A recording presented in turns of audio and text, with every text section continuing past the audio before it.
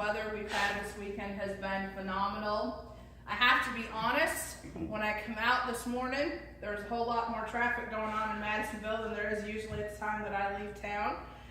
So I know several of those were heading out of town this morning, but I am thankful for all of you that chose to be here this morning. And I am thankful for those that are tuning in on our Facebook that they have chosen to worship with us today. Our scripture reading is going to come from 1 Samuel, if you'd like to turn there with me. 1 Samuel chapter 1. We're continuing our journey on different women of the Bible. And this morning we're going to talk about a very gracious and patient woman. Something I think we can all learn a lesson from. Before we read our scripture, let's go to God in prayer.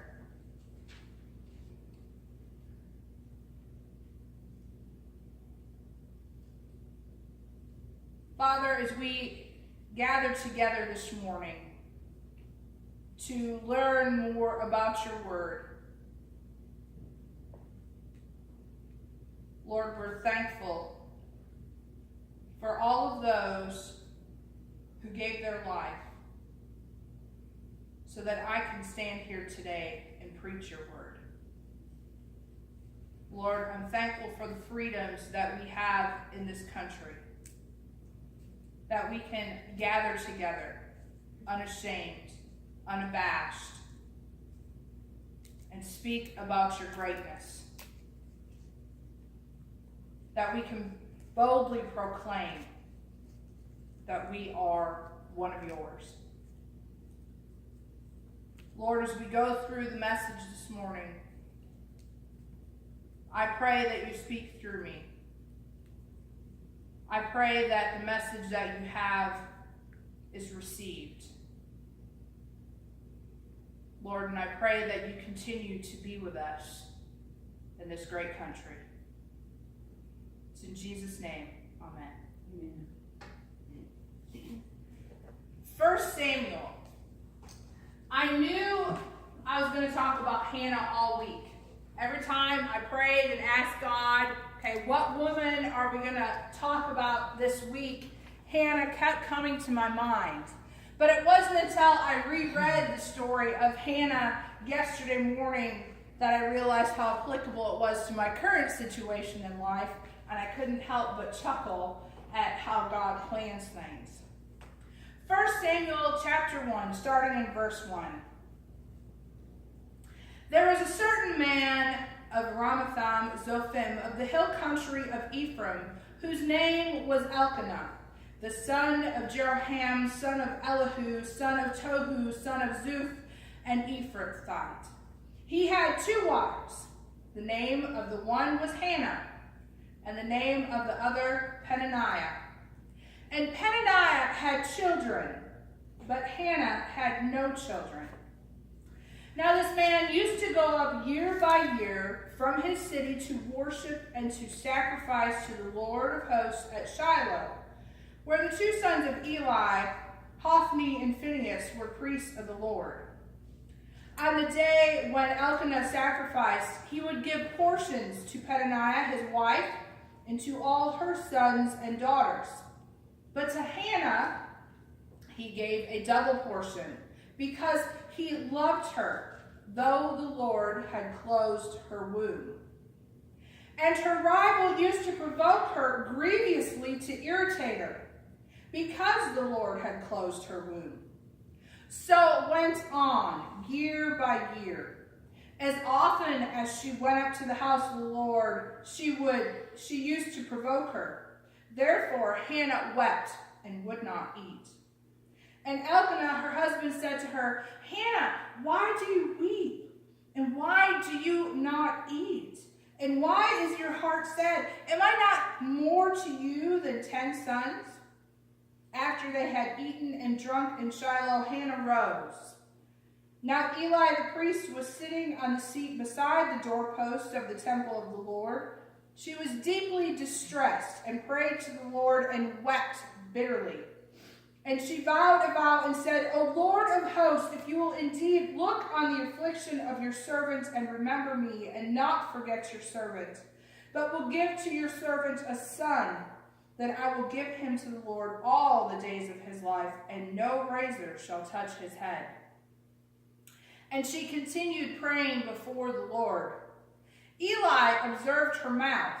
Hannah was speaking in her heart, only her lips moved, and her voice was not heard. Therefore Eli took her to be a drunken woman. And Eli said to her, How long will you go on being drunk? Put your wine away from you. But Hannah answered, No, my Lord.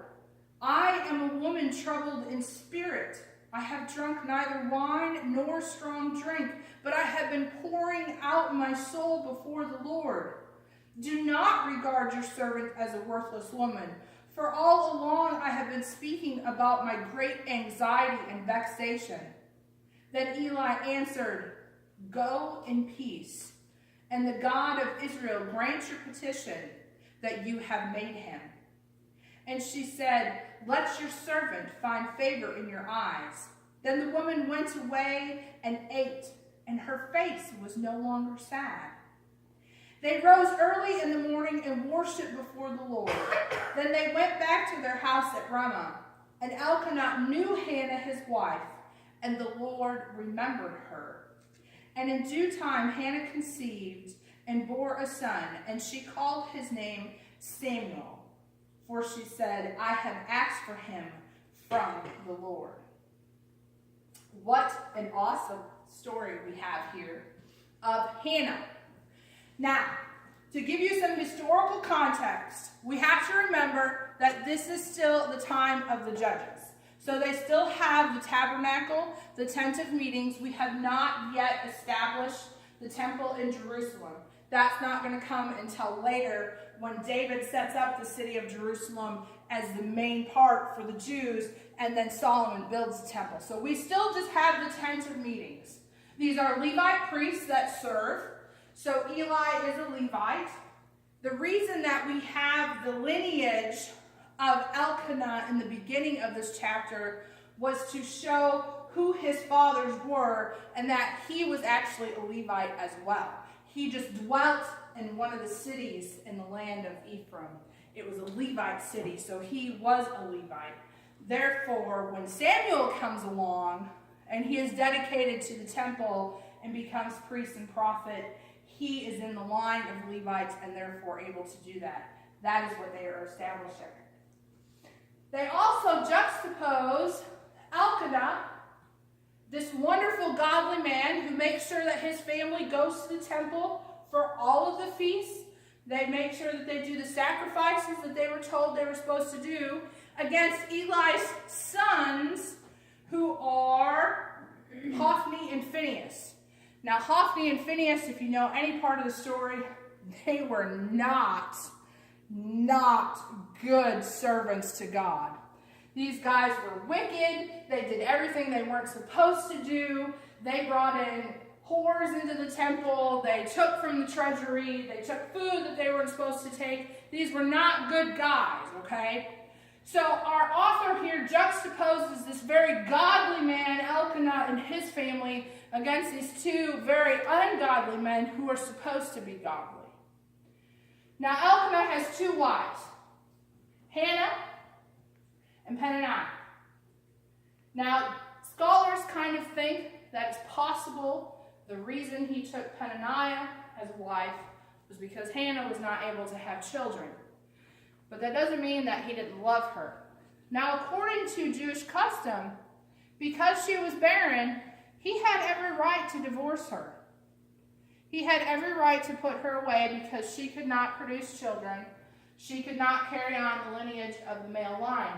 Remember, in this time period, because it's the patriarchal society, without sons, the family dies out. They have to have a son to continue the family line. So Hannah was not able to have children. We don't know how many children Peninnah had. I'm going to say a minimum of 4, because it says she had sons and daughters. So there's a minimum of 4 kids here, okay? And Peninnah was like the penultimate bully. It says year after year, every time they would go up to the temple, and I'm sure it wasn't only at the temple, she would just poke and prod Hannah and just pick at her constantly because Peninnah had all these children and Hannah had none. What a mean person. Can you imagine, ladies, you know how we are. I love y'all, but you know how we are. That picking, that constant picking. Men, you've known women in your life, and ladies, you've had friends that were this way. That if they found something, they would just sit there and goad and goad and goad and pick and pick and pick and pick. And Peninnah picked at Hannah so bad that she would not eat. And she just wept bitterly. You have to remember, it's hard for us in the Western culture, but in this context, your children are your glory. That was what women wanted in this time period. They wanted to have kids. Without children, first of all, there were no hands to help around the farm. Okay? But there was also nobody to take care of you in your old age. So what happened if your husband passed away and you were left childless?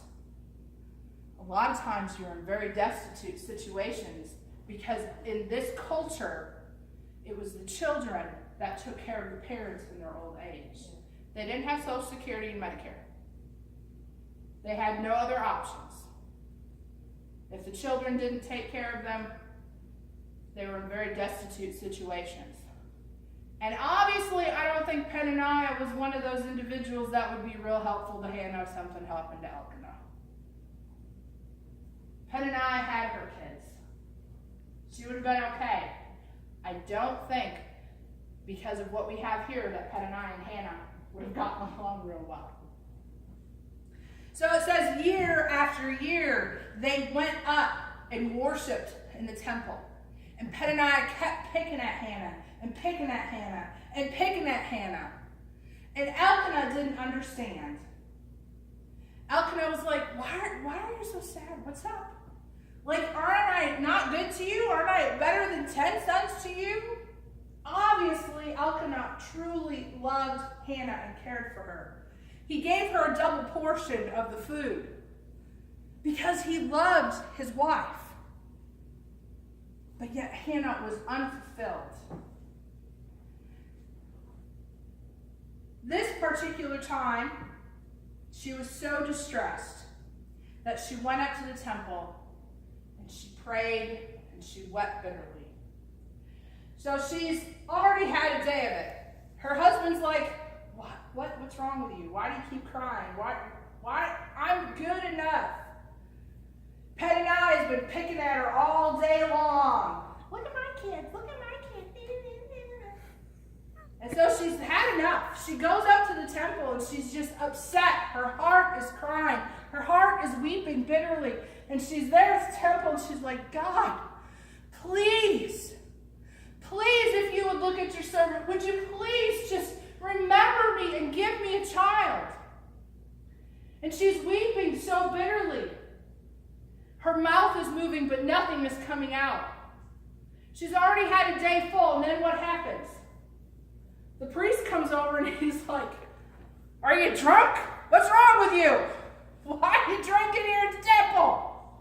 And she's like, no. But she remembers her place and she remembers who she's talking to, and she says, no, my Lord, I'm not drunk. I'm just so sorrowful. I have anxiety and vexation in my heart.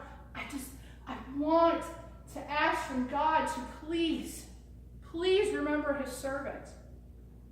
And Eli blesses her. He's like, well, may God grant your petition. And what happens when Eli blesses her? Her countenance changes. She's no longer sad. She goes and eats. Something is different about this time. Something has changed about this time that her countenance changes. Hannah has been faithful. Peninnah was a bully. It does not ever tell us that Hannah picked back. It does not ever tell us that she sought retribution. It does tell us that she took her problems to God. Not that she lashed out. Not that she could have got on to Eli a little bit too. But she didn't. She remembered who she was talking to. And she laid her problems at God's feet instead of lashing out against the people that were picking on her. She chose to lay her problems down at God's feet instead. And when they went home, Elkanah knew Hannah. And it says, in due time, Hannah conceived and bore a son. It doesn't say right away.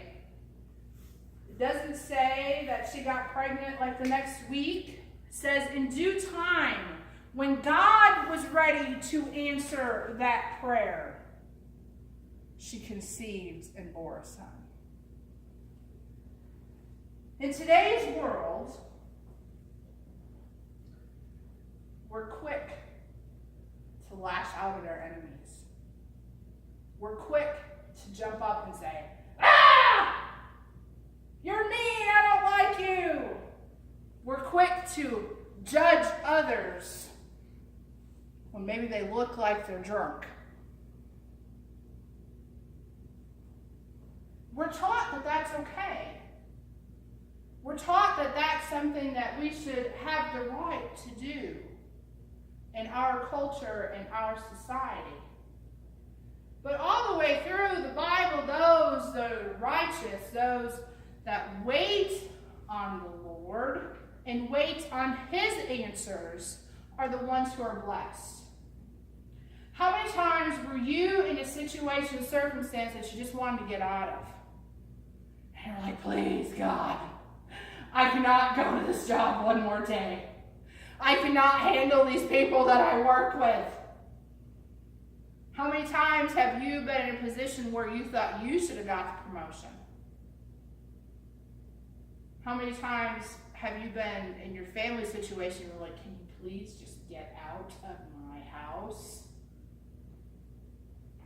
Instead of waiting for God to answer. I'm going to give you a great example. And it's one that God just brought to my mind right now, something I had forgotten about. When I worked for the Extension Service, and I was working on my master's degree, I really wanted to be a 4-H agent. I like kids. I love working with kids. I thought 4-H camp, that would be a whole lot of fun. That would be exciting. That's right up my alley. I could do craft projects with kids, and we can do shooting sports, and all this really fun and cool stuff. So I filled out an application because the 4-H agent in my office, the position was open. So I filled out this application. And when they do the applications, they pull the top 3 candidates in for an interview. So they go through all the applications that come in, they look at all the credentials, they score everything, and you get the top 3 candidates come in for an interview. And I actually came here to Hopkins County to interview for that job. My district director was here. And before I walked into the office that morning, I was really starting to get back into church. Okay, this was a time in my life where I'd been out of church for a while, but I'd been back in church for a couple of years now, and so I was really trying to lay everything at God's feet. And I walked in, and before I did, I prayed and I said, God, if you want me to have this job, then I'm cool with it. But if you don't want me to have this job, then okay. I'm okay where I'm at. So I walked in, again, top 3 candidates. I walked in to give my interview, and I can honestly tell you, that was the worst interview I have ever given in my life. I was sweating like crazy. I could feel it running down my back. I kept tripping over my words. I couldn't think of anything. I was just like, oh my gosh, what is wrong with me? This is not how I normally am. Obviously, I didn't get the job. They picked another candidate. And I was like, okay. That gal only lasted a month because she got a job with the local school district. So the job opened up again. This time I prayed. Everybody's like, you're going to put your application back in, right? You're going to do it again. And I'm like, oh, I don't know. That was a really bad interview. And they're like, no, you got to do it. You got to do it. So I put my application back in. But this time I prayed. I said, God, if you don't want me to have this job, please don't even give me an interview. Do not get my hopes up at all for this job. I did not get an interview this time. They hired somebody else. And the woman that they hired that's still a 4-H agent in that county became one of my best friends. Absolutely love her. She's amazing with the kids. She does a phenomenal job. But I kept getting frustrated because I'm like, God, I need a promotion. Like, I'm only going to get to a certain income level here, and I need to take care of my family better, and blah, blah, blah, blah, blah, blah, blah, blah. 6 months later, God told me, you're going to be a preacher. And I went, no, I'm not. But that's because I was trying to do it my way, and I wasn't waiting for God to answer my prayers because He had something so much bigger in my plans, so much bigger than I could possibly even fathom in my future. But I was trying to do it when I wanted it done.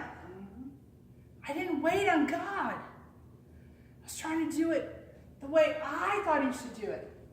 How many times do we have situations and circumstances in our life when we're like, okay, God, this is the decision I've made, now bless it. Make it happen. Instead of going, God, whatever decision you want for my life, that's what I want. That's what Hannah did. Hannah is this great example of, even though she was sorrowful and bitter and was angry inside, she still laid it at God's feet and said, God, when you want this to happen. And God blessed her with this beautiful son named Samuel. If you know anything about the story of Samuel, he becomes one of the greatest prophets and priests in the Israelite history. Because Hannah waited for God to answer her prayers. She didn't lash out. She didn't make fun of. She didn't try to do things her way. She waited for God to answer her prayers and do it His way. As my daughter left this weekend, and I was looking at the story of Hannah, if you continue reading on, you'll see that just in a few short years after having Samuel, she gives Samuel over to Eli, a young boy to be raised in the temple, to be a priest and a prophet for the kingdom of God. As my daughter left me this weekend and moved away, I thought, oh, I'm so sorrowful in my heart. But yesterday when I read this story again, it wasn't until I gave that over to God that I finally felt the peace that Hannah felt when she left the temple after Eli blessed her. When I finally said, God, you've given her to me for 18 years. Now she's yours. I pray that you continue to bless her on her path. It was at that moment that I felt the peace of Christ pass over me as I understood I did exactly what I was supposed to do. And now it's up to God and her as to where she goes next.